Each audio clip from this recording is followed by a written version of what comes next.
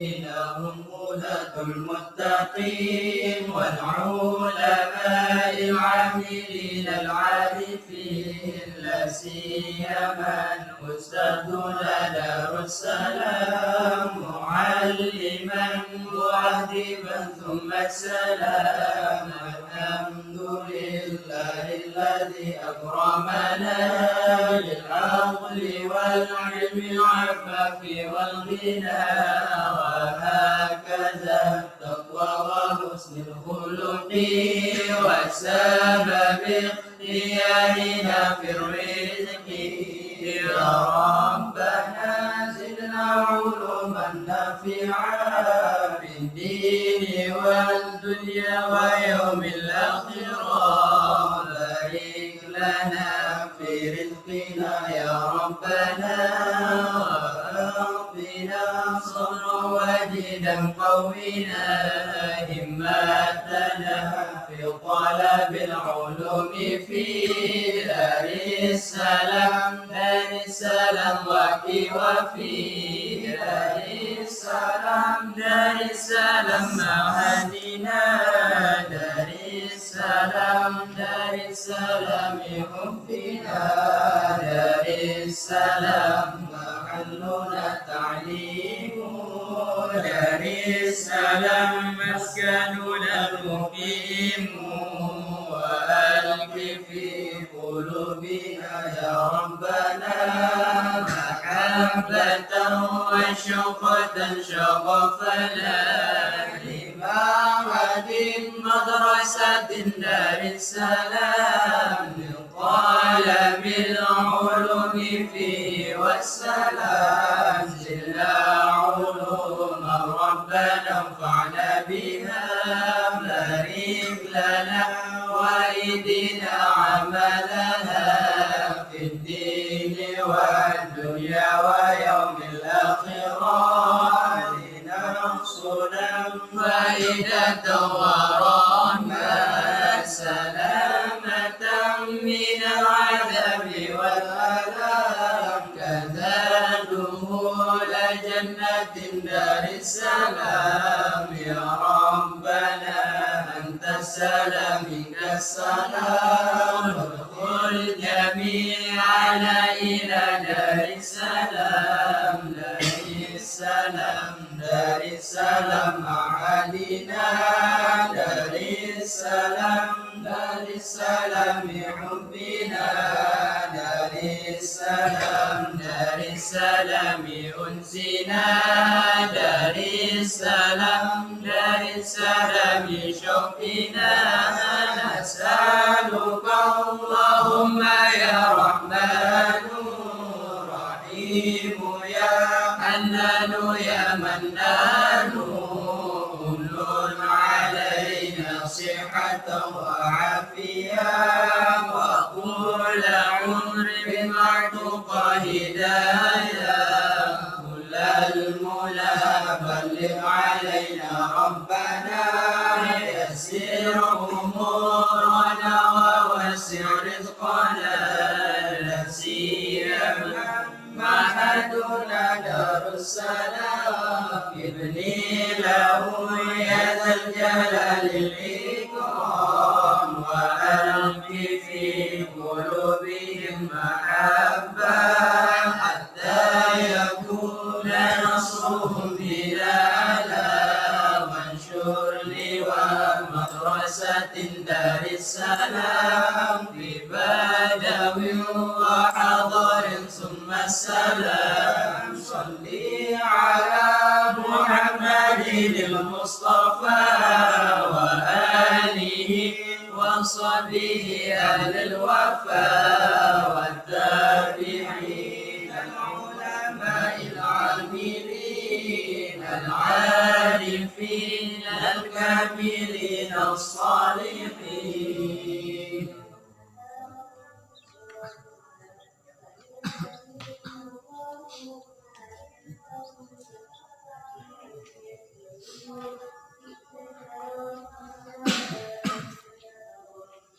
Bismillahirrahmanirrahim. Ila hadratin Nabi Mustafa Muhammad sallallahu alaihi wasallam wa ala alihi wa ashabihi sallallahu ila wafat.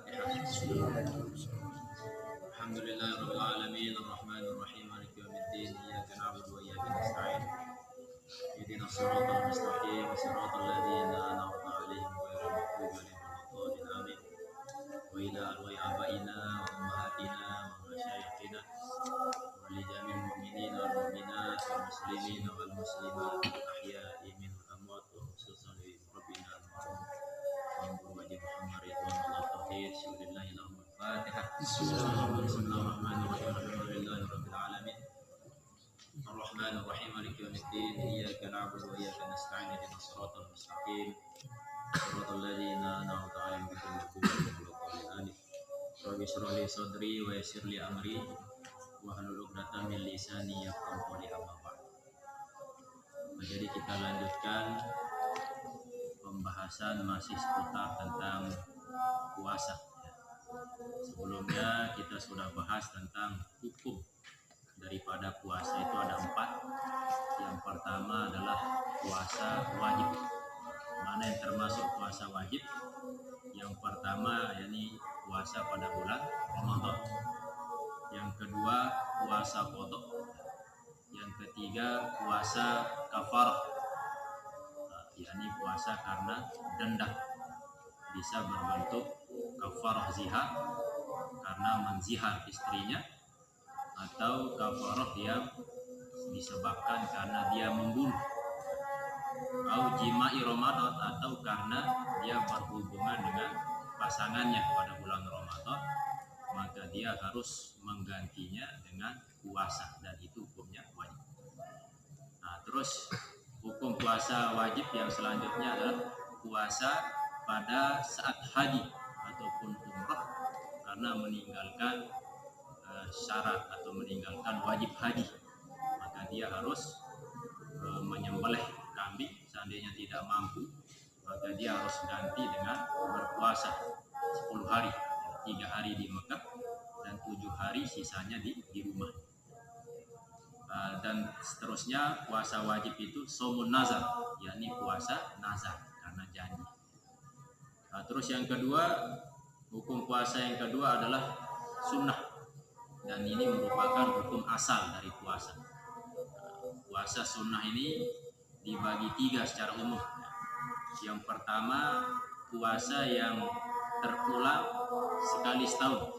Nah, ini contohnya seperti puasa hari Arafah, puasa Syawal, puasa bulan-bulan haram.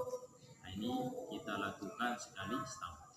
Terus yang kedua ada puasa sekali sebulan. Nah, ini salah satu contohnya puasa Ayyamil Bid, yakni hari pertengahan, tanggal 13, 14, 15. Terus yang ketiga ada puasa sekali seminggu. Nah, ini yang kita sering lakukan khususnya di pondok ya, yakni puasa hari Senin dan hari Kamis. Nah, yang ketiga ada puasa yang hukumnya makruh. Kenapa makruh? Nah, contohnya yakni berpuasa mengkhususkan hari tertentu, misalnya hari Jumat saja ya. Terus atau hari Sabtu saja, atau hari Ahad saja. Tapi kalau dia gabungkan Jumat puasa, Sabtu puasa, Ahad puasa, maka tidak makruh. Nah, ada yang hukum puasa itu haram. Puasa yang haram ini dibagi 2. Yang pertama haramun masihah. Hukumnya haram tetapi puasanya sah. Apa contohnya? Yakni puasa seorang istri tanpa izin suami. Hukum puasanya tetap sah tetapi haram karena tidak seizin suami. Nah, yang kedua haramun ma'adami sihah. Hukum puasanya haram ditambah lagi tidak sah puasanya. Nah, mana saja termasuk di situ adalah puasa pada hari Idul Fitri, Idul Adha, atau puasa pada hari Tasyrik. Nah, ini hukumnya haram dan juga tidak sah. Nah, begitu juga puasa pertengahan akhir ya, dari bulan Sya'ban. Pertengahan terakhir maksudnya mulai dari tanggal 16, 17 sampai seterusnya. Nah, ini dalam kitab ini itu termasuk puasa yang hukumnya haram ma'a adami sihah dan tidak sah. Bin haram tidak sah. dia mulai puasanya itu pertengahan yang terakhir dari tanggal 16 sampai seterusnya. Terus yang kelima, puasa yang haram sekaligus tidak sah, ya, yakni saumu yaumis sabt, yakni puasa pada hari Sabt. Nah, kenapa disebut hari Sabt? Nah, maksudnya adalah hari pada tanggal 30 dari bulan Sya'ban. Idza tahaddatsan nasu bi ru'yatil hilal. Nah, di saat manusia saat itu dia melihat hilal, ya, atau dia menyaksikan orang yang tidak diterima penyaksiannya seperti perempuan atau anak kecil. Mas'alatun, nah ini yang kita akan bahas pada malam ini. Ada pertanyaan, mata yajuzu saumu yaumi syakki awin nisfil akhiri min Sya'ban. Kapan dibolehkan puasa hari Syak atau kapan diperbolehkan puasa pada pertengahan akhir dari Sya'ban. Nah, di mana tadi kita tahu bahwa pertengahan akhir dari bulan Sya'ban itu haram puasa dari tanggal 16 sampai seterusnya. Nah, dan juga puasa pada hari Syak, yakni tanggal 30 Sya'ban. Nah, ada pertanyaan, apakah boleh atau kapan diperbolehkannya puasa pada hari Syak ataupun puasa pada pertengahan akhir dari Sya'ban? Nah, jawabannya yajuzu, boleh. Saumuhuma, puasa keduanya, yakni puasa pada hari Syak atau puasa pada pertengahan akhir dari bulan Sya'ban, fi salasi halati, pada 3 kondisi.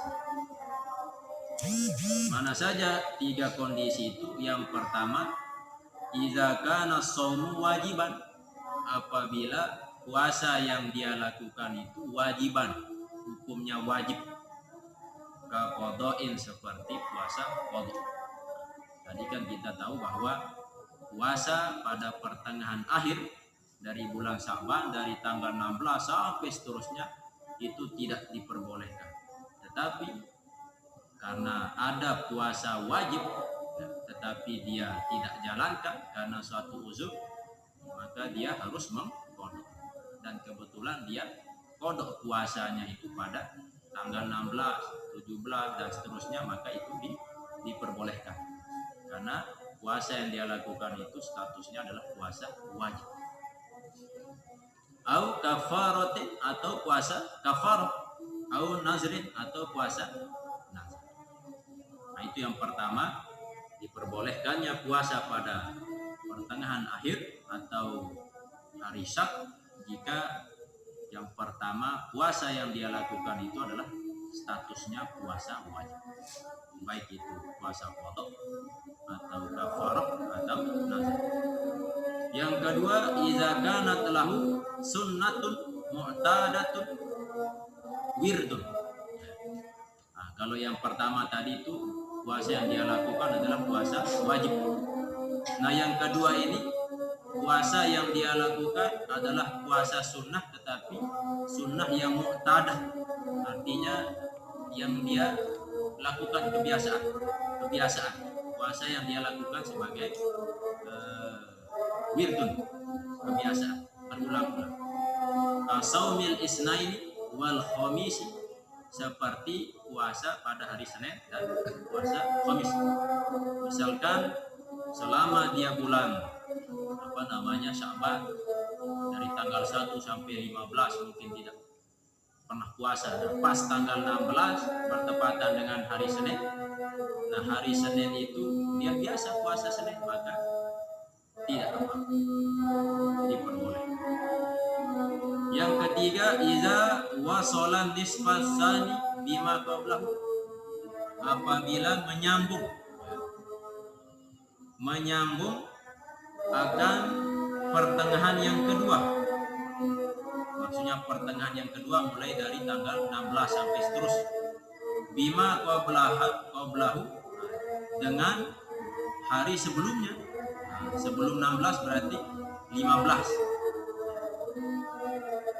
Bi'an soma yauma khamsata, dengan dengan gambaran bahwasanya dia berpuasa pada tanggal 15.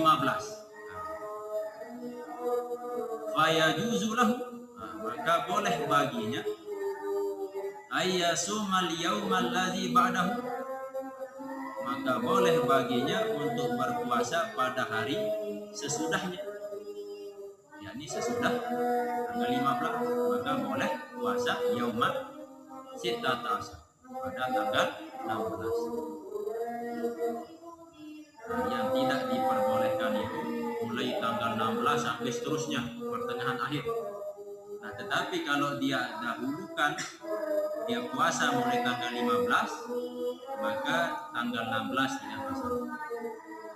Wa iza soma yauma sittata asyar, jikalau dia puasa pada tanggal 16, jazalahu saumu yaumin sab'ata asyar, maka boleh baginya dia berpuasa tanggal 17 hari berikutnya. Wa hakaza ila akhir syahri, dan begitu seterusnya sampai akhir bulan.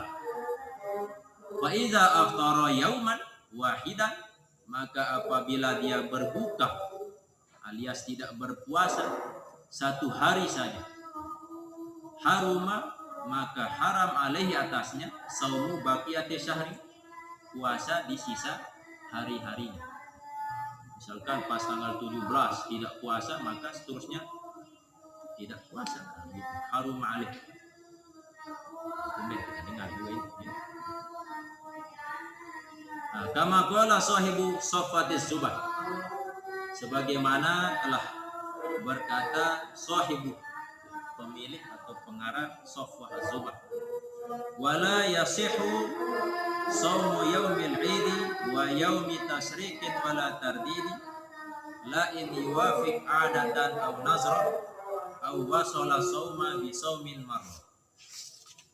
Wala yasihu, dan tidak sah saumu yaumil id, puasa pada hari baik Idul Fitri ataupun Idul Adha.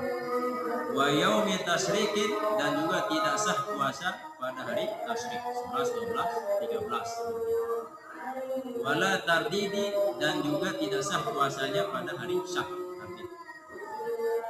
La yuwafiq, kecuali yuwafiq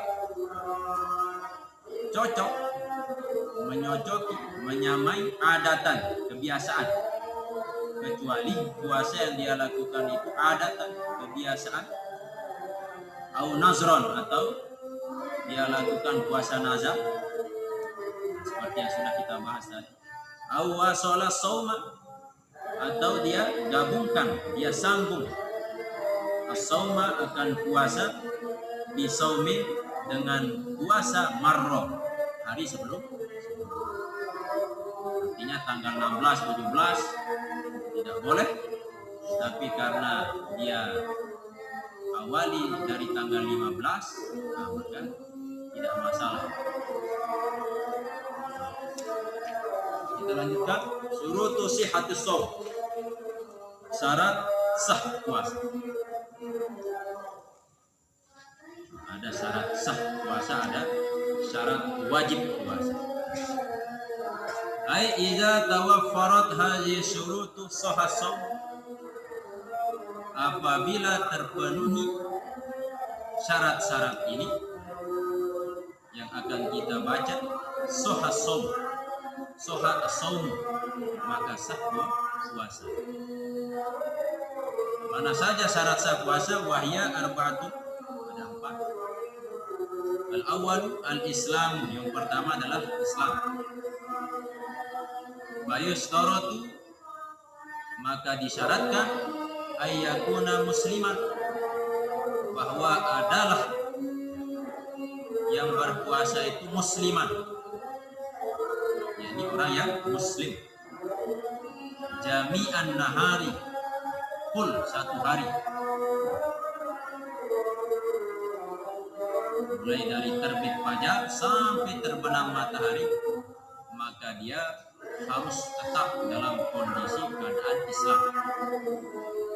Falau irtadda, maka jikalau dia murtad, lahzatan wahidatan, hanya sesaat saja, misalkan satu waktu dia mengatakan lah keluar dari Islam, si murtad,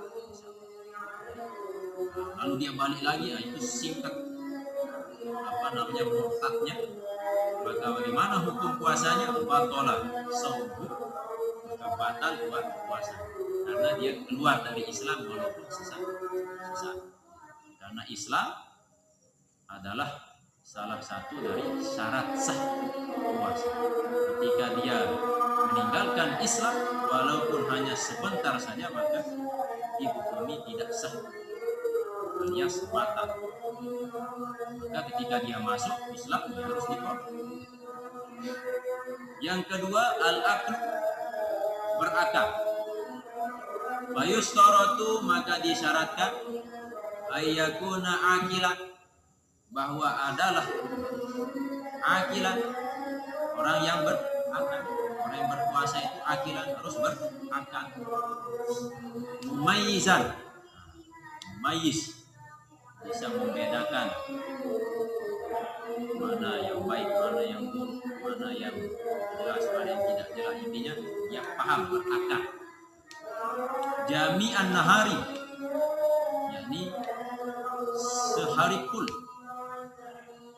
artinya mulai dari dia berpuasa sampai terbenam matahari.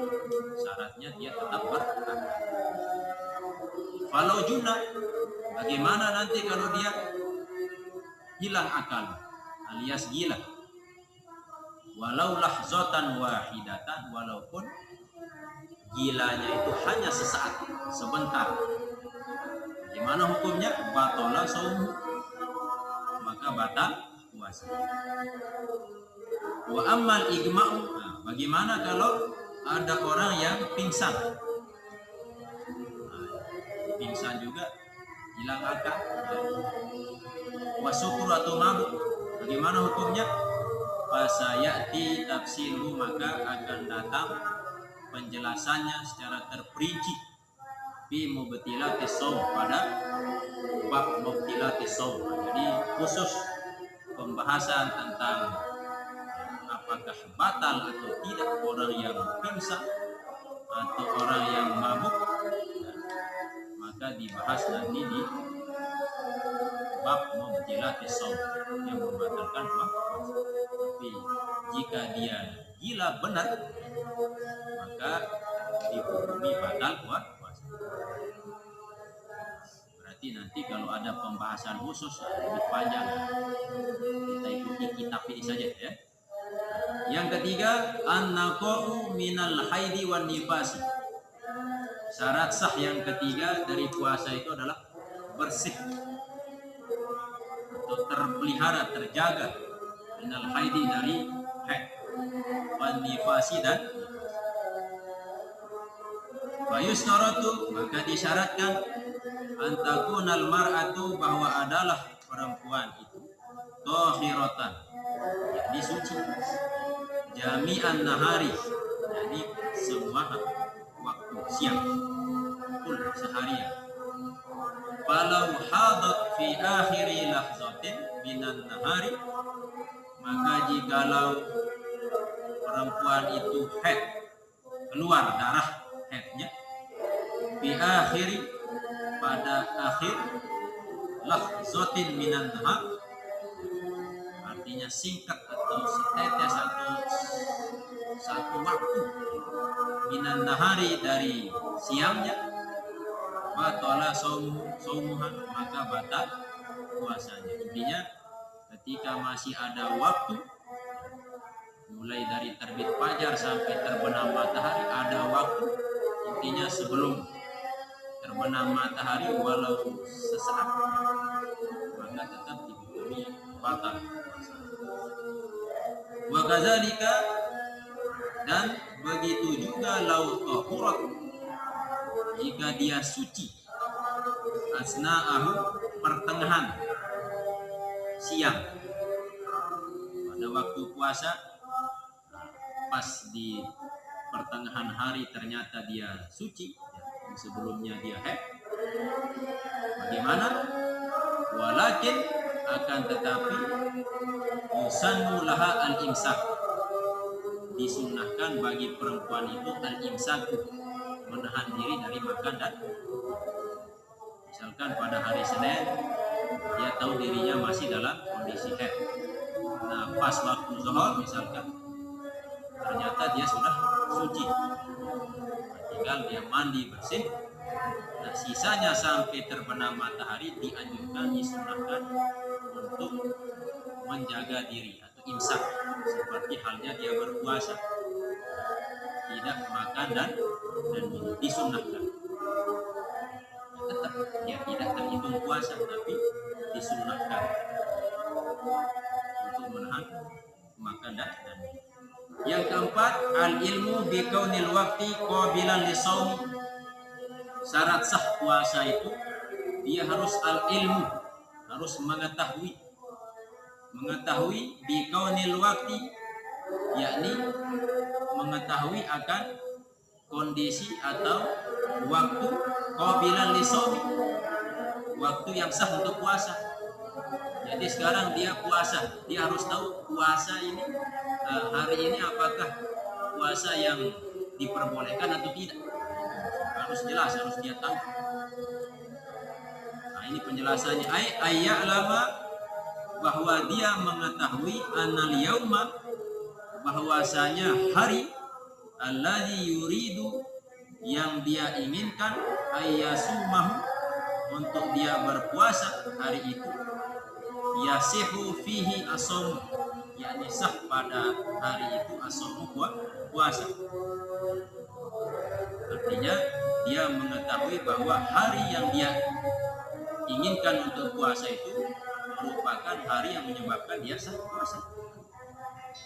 Bi alam yakun minal ayyamil lati nuhiya an-nisyam, dengan gambaran bahwa yang dia puasa pada hari itu bukan merupakan hari-hari yang nuhiya an-nisyam, yang dilarang dari puasa. Misalkan dia puasa hari apa, misalkan tanggal 1 Syawal, harus jelas. Berarti dia tidak boleh untuk berpuasa kalau sudah tahu. Ini syarat sahnya. Yang selanjutnya surut wujubis shaumi, syarat-syarat wajib puasa. Ai iza tawaffarat hadhihi syurutu wajaba shaum. Apabila terpenuhi syarat-syarat ini, wajaba shaum, maka wajib puasa. Wahya khamsatun. Nah, ini ada 5. Yang pertama al-islamu, Islam. Jadi Islam syarat sah masuk. Yang kedua juga syarat wajib juga Islam. Fala yukhatabu bihil kafiru fid dunya, maka tidak dituntut, artinya tidak diwajibkan puasa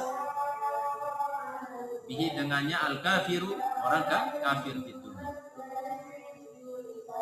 Jadi kalau orang kafir maka dia tidak wajib hukumnya puasa. Seandainya dia puasa, ya memang tidak wajib dan juga tidak sah. Wa amal murtadu, adapun orang yang murtad, fayajibu alaih, maka wajib atasnya al-qadha. Idza raja'a ilal islami, apabila dia kembali kepada Islam. Seandainya 2 tahun dia murtad, maka 2 bulan itu ya, harus dia qadha puasanya. Kenapa? Taglizon alaihi, sebagai bentuk hukuman atasnya. Karena di dalam agama itu juga ada perintah, ada larangan, ada sanksi. Maka harus jelas. Nah, yang kedua at-taklifu, yakni mukallaf. Ai ayyakuna balighun aqilan, bahwa adalah orang yang berpuasa itu balighun, baligh. Artinya umurnya, mentalnya, usianya sudah memenuhi syarat, dia disebut sebagai baligh. biasanya ditandai dengan keluarnya air mani, mimpi basah. Seandainya tidak maka terhitung 15 tahun laki-laki. Akilan berakal. Wa amma sobiyu, adapun anak kecil, fayajibu ala wali amrihi, maka wajib atas orang tuanya, atas walinya, orang yang bertanggung jawab mengurus urusannya ya orang tua. Kalau anaknya tidak wajib, tetapi orang tuanya yang wajib. Untuk apa? Ayat murahu, memerintahkan si anak itu bisomi, jadi berpuasa. Kapan? Lisab isinina, saat dia berumur 7 tahun. Wayadribahu, dan memukulnya iza tarokahu li isri sinina, jika dia meninggalkan puasa itu pada saat umur 10 tahun. In atokahu, jikalau dia benar-benar mampu. Seandainya kita punya anak umur 10 tahun dan anak kita itu mampu untuk berpuasa, maka kita harus perintahkan. Seandainya tidak mampu, kita pukul dia. Artinya pukul di sini tentu pukulan yang mendiam. Seandainya walaupun dia umur 10 tahun tapi masih saja belum mampu, maka tidak masalah. Ini bagi in atau bahu, kalau anak itu mampu. Nah, yang jadi pertanyaan, kenapa diperintah anak kita itu pada saat umur 7 tahun? Karena pernah Sayyidina Ali sampaikan, ketika kita ingin memiliki seorang keturunan yang nantinya akan gampang untuk kita arahkan, maka didiklah dengan 3 tahapan. Umur 0 tahun sampai umur 7 tahun. 7 tahun pertama, jadikanlah putra-putrimu itu sebagai raja. Artinya apa yang dia inginkan kita ikuti.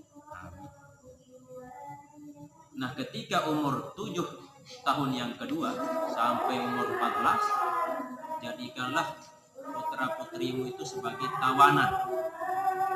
Sifat tawanan itu ya harus menerima perintah, ada larangan, ada sanksi.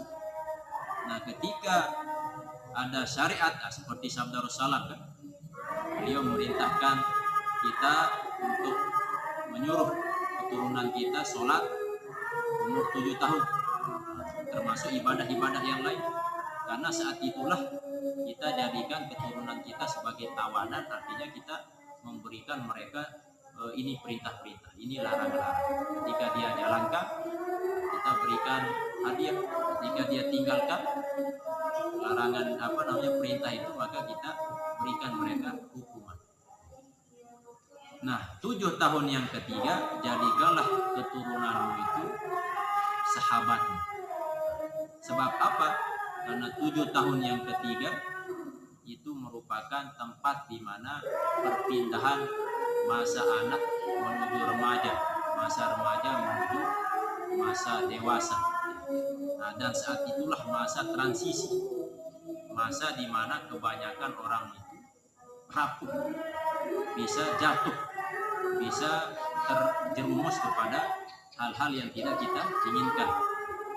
Saat SMP masuk ke SMA, nah saat SMA itu banyak orang yang mengikuti arus. Makanya di Mahfuzat itu dijelaskan, ketika kau ingin tahu ya, anakmu ini baik atau buruk, maka lihatlah siapa teman mainnya. Kalau temannya itu baik, maka insya Allah dia juga akan baik. Tetapi ketika anakmu ini temannya orang yang tidak baik, maka bisa jadi dia akan mengikuti teman-temannya. Nah, maka saat itu kita diperintah untuk menjadikan anak kita saat 7 tahun yang ketiga itu sebagai teman. Artinya kita awasi apa masalahnya, apa segala macam. Nah, kalau kita biarkan, apalagi saat di mana zaman sekarang sudah berbeda dengan zaman dulu. Kalau zaman dulu, kalau kita mau buat dosa agak sulit, ya artinya sulit. Kita mau dosa mata, misalkan ngintip orang mandi, kan sulit. ke Bailau atau ke Jeding itu pun kita beli sulit. Tapi sekarang dengan media, dengan alat canggih yang luar biasa, cukup di kamar saja. Yang penting punya paket data internet, tinggal buka apa saja yang kita inginkan bisa kita lihat. Nah, seandainya pengawasan orang tua itu lemah di situ, maka bisa jadi anak kita akan terjerumus kepada sesuatu yang sangat kita tidak inginkan. Nah, maka 7 tahun yang ketiga itu harus kita jadikan keturunan kita sebagai sahabat. Nah, kalau sudah 3 tahapan itu kita lakukan, maka saat dia beranjak dewasa bisa kita lepas, bisa kita tinggalkan, karena dia akan berpikir sendiri. Karena saat masih kecil, apalagi umur 0 tahun sampai 7 tahun, kita jadikan sebagai raja. Siapa tahu nanti ketika kita sudah tua, tanpa kita perintah, dia akan memijit kita, dia akan mendekati kita, dia akan mengurus kita. Nah, seperti itulah timbal balik yang guru-guru kita ajarkan. Nah, ini salah satu cara baginda Rasulullah SAW. Karena anak itu ibarat pohon. Pohon seandainya dia bengkok, akan gampang kita luruskan kalau pohon itu masih muda, masih kecil. Tetapi kalau sudah besar, batangnya besar, tapi masih bengkok, kita meluruskan akan sulit. Seandainya kita luruskan dengan paksa, akan bengkok. Nah, yang ketiga, al-itoqah. Al-itoqah, syarat wajib puasa yang ketiga adalah al-itoqah. Apa maksudnya? Ai al-qudratu alaih, yakni mampu atasnya, atas berpuasa. Wal itoqatu takunu hissan wa syar'an. Makna daripada mampu di sini bisa berbentuk hissan atau wa syar'an. Bisa berbentuk mampu dari sisi lahiriah, wa syar'an, dan dari syariat. Apa maksud mampu dari sisi lahiriah, hissan? Nomor 1, hissan fala yajibu ala syaihi al-harimi wal maridi alladzi la yurja batu. Maksudnya mampu secara lahiriah, ya. Fala yajibu ala syaihil harimi, maka tidak wajib atas orang tua yang sepuh, yang sudah tua renta. Nah, ini secara lahir dia tidak mampu. Jangankan berpuasa, jalan saja sudah tidak mampu, cukup batuk-batuk saja. Nah, wal maridi, nah ini juga orang yang sakit. Allazi la yurja baruhu, yang tidak diharapkan sembuh. Nah, ini sudah tidak ada sempat untuk berpuasa, sebab dia tidak ada kesempatan untuk sembuh, tinggal menunggu mati. Nah, ini artinya syarat wajib puasa harus mampu lahiriah. Kalau kita tidak tua, tidak sakit, yang tidak bisa sembuh, berarti kita masih tetap wajib untuk puasa. Yang kedua, syar'an, yakni mampu secara syariat. Maksudnya fala yajibu 'alal haidi wan nufasai, maka tidak wajib atas orang yang haid dan nifas. Berarti kalau orang yang tidak dalam keadaan haid dan nifas, berarti secara syariat dia mampu untuk. Yang keempat, as-sihhatu fala yajibu 'alal maridi. Syarat wajib puasa yang keempat adalah sehat, maka tidak wajib atas orang yang sakit. Wa dhabitul maridi al-mubihi lil fitri.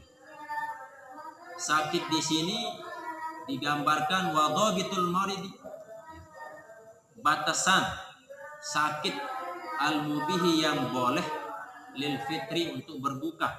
Sakit seperti apa yang diperbolehkan untuk tidak berpuasa. Karena sakit kan beda-beda. Ambil nanti sakit apa? Gigi. Mending puasa. Apakah itu? Atau sakit jengkuk atau sakit ini kan dijelaskan batasannya seperti apa sakit yang diperbolehkan untuk berbuka. Huwallazi yuhafu minhu al-halak, yakni sakit yang dikhawatirkan, minhu darinya al-halaku, binasa alias mati. Seandainya tidak berbuka mati, maka saat itu menjadi batasan untuk diperbolehkannya berbuka. Dikhawatirkan mati puasa, au ta'akhuru asyifai, atau memperlambat penyembuhan. Seandainya dia berpuasa, dia paksakan puasa, maka penyakitnya ini tidak akan sembuh-sembuh. Nah, maka boleh tidak berpuasa dengan alasan itu supaya cepat sembuh. Au ziyadatul maradi, atau bertambahnya sakit. Kalau dia berpuasa, wah bahaya itu. Kebetulan ini dia kena penyakit apalah, seandainya mah misalkan, hanya berapa jam saja tidak makan, wah langsung kambuh. Nah, maka dia termasuk orang yang sakit. Tetapi seandainya saat sehat nanti, ya tetap dia bayar mengkon puasa. Wazalika ma yusamma mahzurat tayammum, dan yang demikian itu disebut dengan istilah mahzurat tayammum, yakni perkara-perkara yang memperbolehkan tayamum. Jadi tayamum itu diperbolehkan ketika yaitu tadi, seandainya nanti kalau kena air dia akan mati, seandainya dia kena air akan memperlambat sembuhnya atau menambah sakitnya, nah, maka diperbolehkan tayamum. Yang kelima dari syarat wajib puasa al-iqamatu, mukim. Fala yajibu alal musafiri, maka tidak wajib atas musafir, allazi yusafiru, yang mana musafir itu melakukan perjalanan safaron tawilan, yakni perjalanan yang panjang. Bukan musafir hanya hitungan kilo, berapa kilo, tapi ini safaron tawilan. Ukurannya bagaimana? Nah ini 82 kilometer. Mubahan, nah tentu musafirnya karena mubah, boleh.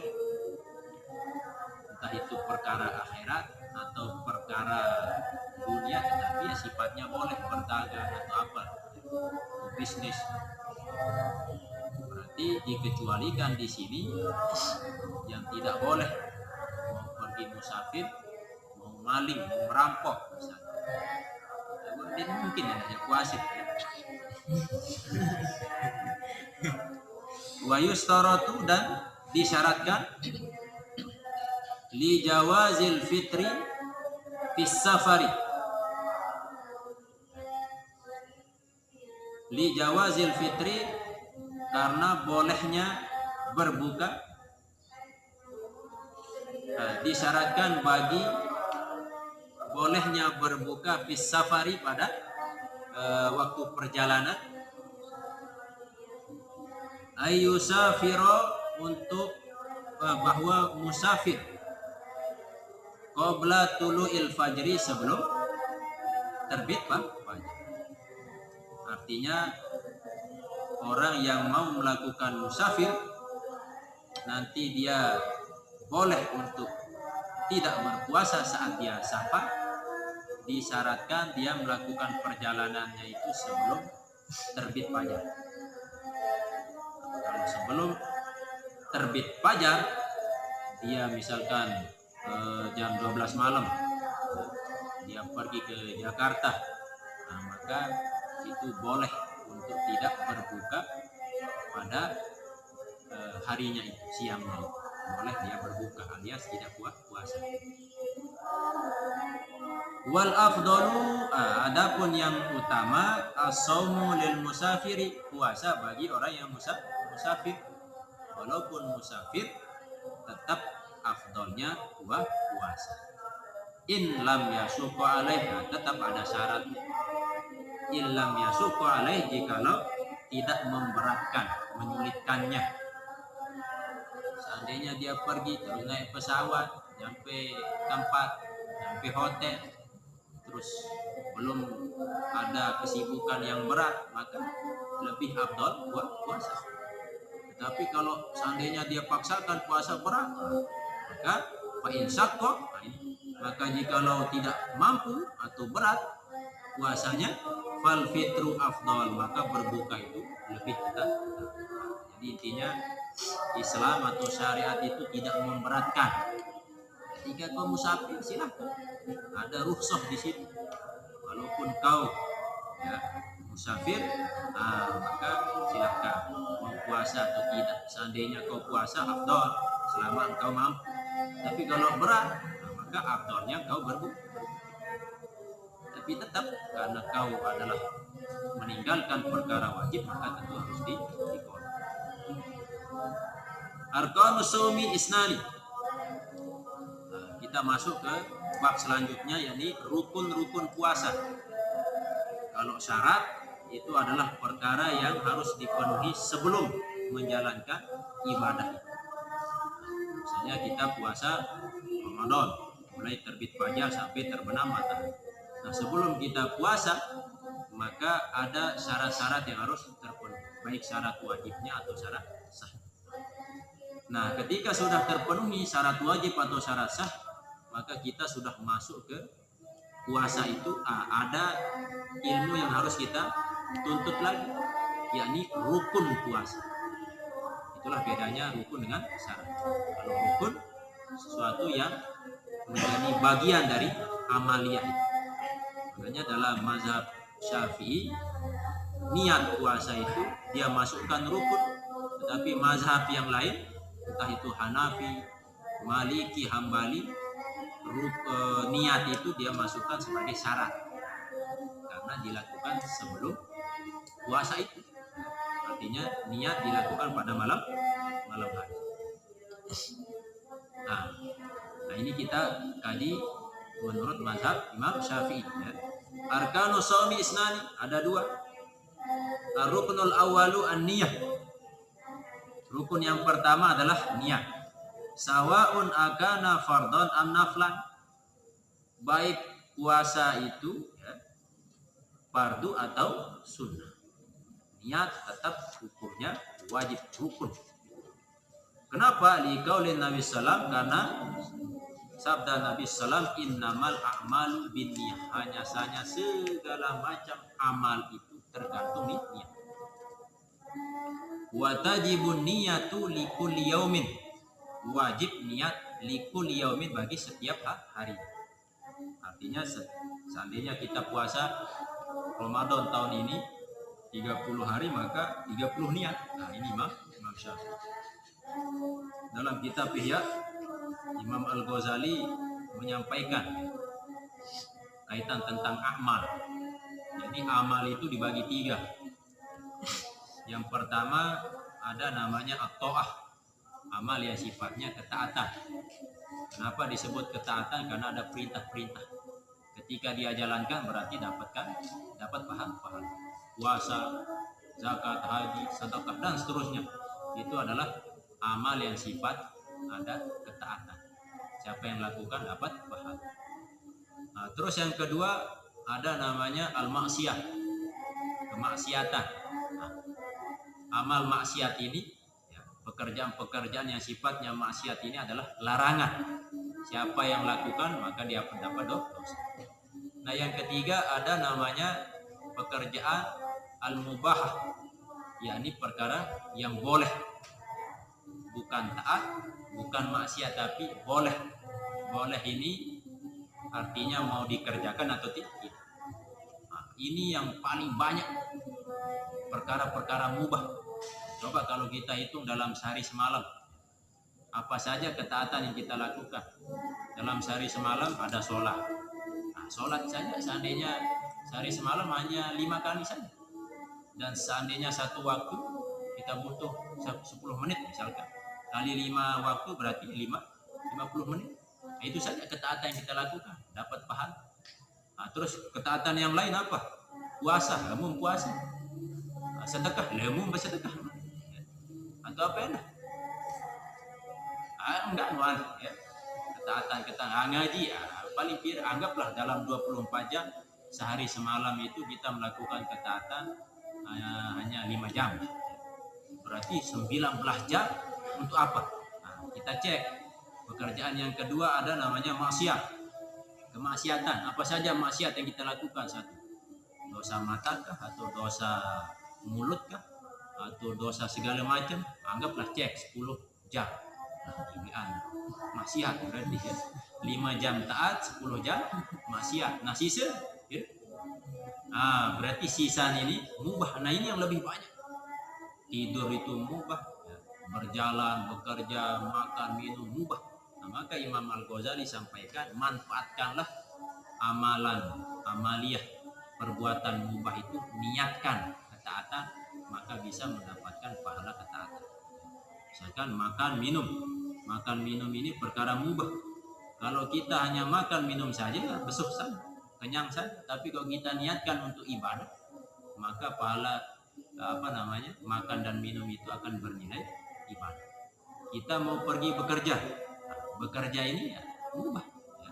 Tapi kita niatkan mencari rezeki karena Allah, maka kita akan mendapatkan pahala ketaatan. Nah, itulah pentingnya daripada niat. Maka Ibnu Mubarak pernah berkata, ruba amalin sogirin tuazimun niyah wa ruba amalin kabirin tusagirun niyah. Betapa banyak amalan yang kecil, yang ringan, sepele, tetapi nilainya besar di sisi Allah karena niatnya. Dan betapa banyak amalan yang sangat besar, berat, susah, tetapi lantaran niat, tetapi tidak dihitung pahalanya oleh Allah Subhanahu. Maka niat ini sangat penting. Makanya ketika kita membahas bab atau khusus ilmu tasawuf, di situ biasanya yang dibahas adalah bab niat, bab ikhlas. Karena inti daripada amal itu diterima atau tidak tergantung niat dan ikhlas. Nah, maka di dalam ibadah apapun itu harus niat. Sholat tidak ada niat tidak sah. Kita mau mandi junub tidak ada niat tidak sah. Mau puasa tidak ada niat tidak sah. Nah, inilah penting niat. Nah, sekarang kita bedakan seperti apa niat puasa fardu dan niat puasa sunnah. Nah, ini. Al-farqu baina niyati shaumil fardi wa niyati shaumin nafli. Perbedaan antara niat puasa fardu dan niat puasa sunnah. Niyatu shaumil fardi, niat puasa fardu. Nah, ini bentuk tabel ya. Yang pertama, yadkhulu waqtuha min ghurubi syamsi ila tulu'il fajri. Masuk waktu niat puasa fardu ya. Min ghurubi syamsi, dari terbenamnya matahari, ila tulu'il fajri, sampai terbitnya fajar. Fayajibu at-tabitu, maka wajib dilakukan pada malam hari, tabiat malam. Jadi sekarang kita sudah masuk di bulan Ramadan, maka ketika kita sudah berbuka terbenam matahari, maka sudah mulai sah kita berniat saat itu sampai terbit fajar. Nah, itu waktu kalau kita puasa fardu. Bagaimana dengan puasa sunnah? Nah, ini sebelahnya. Niyatu shaumi nafli yadkhulu waqtuha, masuk waktu niat puasa sunnah min ghurubi syamsi, dari terbenamnya matahari. Nah, mulainya sama. Wa yastamiru, dan terus ya, berlanjut waktu niat puasa sunnah itu ila zawal, sampai tergelincir matahari. Misalkan lemak jeluhat ya. Nah, itu sama khilaf ulama nih. Jeluh itu sama perbedaan pendapat. Pengaruh. corona. Nah, anggaplah malam Senin ya. Senin besok kita puasa sunnah misalkan. Nah, maka malamnya dari maghrib tadi sudah start diperbolehkan niat puasa sunnah sampai akhirnya pada siang besok. Jadi tergelincir matahari pada hari Senin. Nah, ini kalau puasa sunnah. Nah, terus yang kedua, yajibu ini untuk puasa fardu. Yajibu at-ta'yinu, wajib ta'yin, menentukan. Menentukan apa? Ka Ramadana, seperti Ramadan. Jadi puasa itu, puasa apa dulu ini? Apa merek puasa? Sajam gawe ini, maka harus diniatkan, ditentukan. Makanya kita diajarkan niat. Nawaitu sauma godin an adai fardi syahri Ramadan. Jadi harus disebutkan Ramadannya. Karena puasa apa ini dulu? Karena puasa wajib itu kan banyak. Ada puasa Ramadan, ada puasa kafarah, au nazrin, au qadha, harus ditentukan. Terus niat puasa sunnah, la yajibu ta'yinu. Nah, kalau puasa sunnah, la yajibu ta'yin, tidak wajib menentukan merek puasa sunnahnya seperti apa. Ya. Illa in kana saumu muakkitan, melainkan jikalau ada puasa itu terikat waktu, kayaumi arafatan, seperti hari Arafah, alal mu'tamadi, menurut kaul yang diunggulkan. Nah, yang ketiga, niat puasa fardu, la yajuzu ayyajma'a baina saumi fardaini fi yaumin wahid. Tidak boleh mengumpulkan niat antara puasa dua fardu fi yaumin wahid, pada satu hari.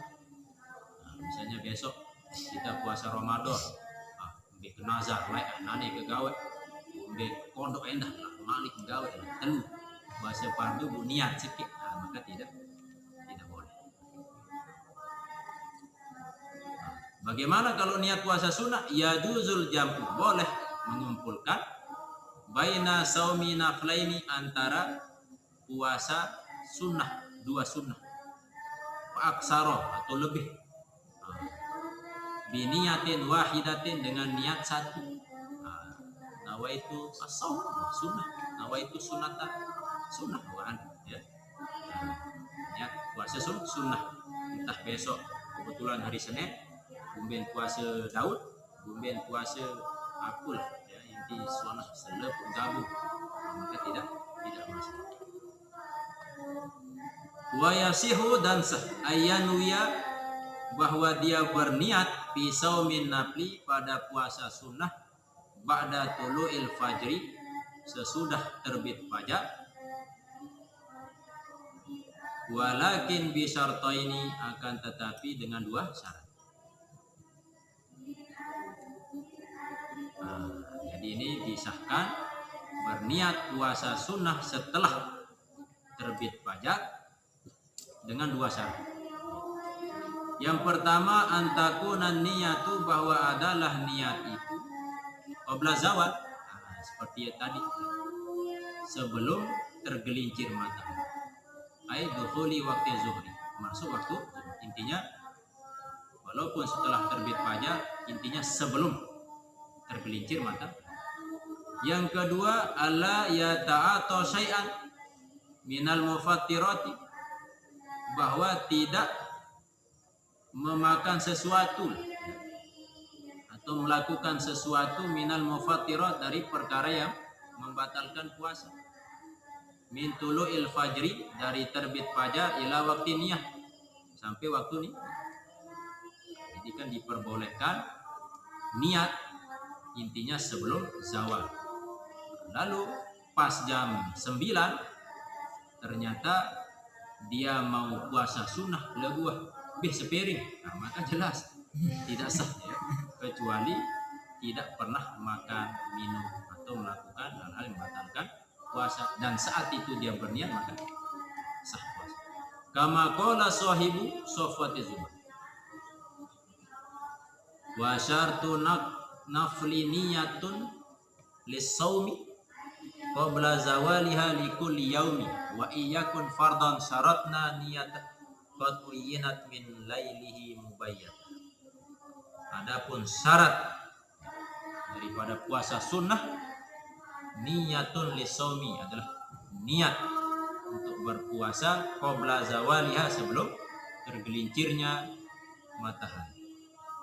Likulli yaumin bagi setiap hari. Wa iyakun fardon dan jikalau fardu syaratna niyatah maka kami syaratkan niyatah untuk dia berniat.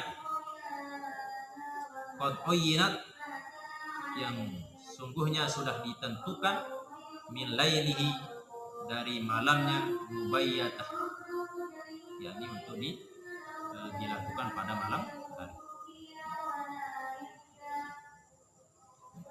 Akmalun niyah, nah ini seperti apa niat yang sempurna itu?